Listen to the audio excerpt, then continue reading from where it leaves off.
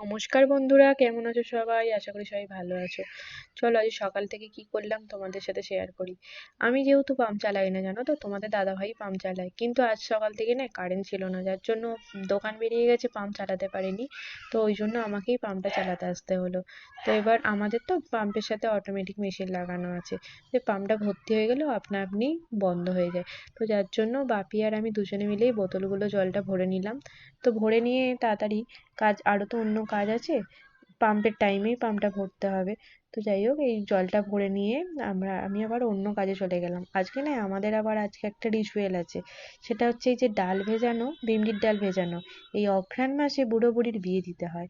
বিউলির ডাল, ছাঁচি কুমড়ো আর আদা কুচোনো দেখতে পাচ্ছ।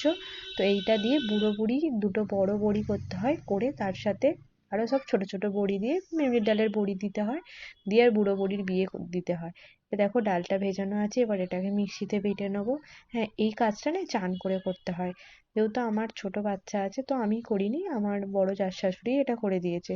তো আমি ডালটা বেটে সব রেডি করে দিয়েছিলাম। দেখো মিক্সিতে ডালটা ভরে নিয়েছি, নিয়ে আর বেটে নিয়ে আর তাকে দিয়ে এসেছিলাম, তো বড় জেঠিমা দিয়ে দিয়েছিল। এবার চলে এসেছি টিফিনের।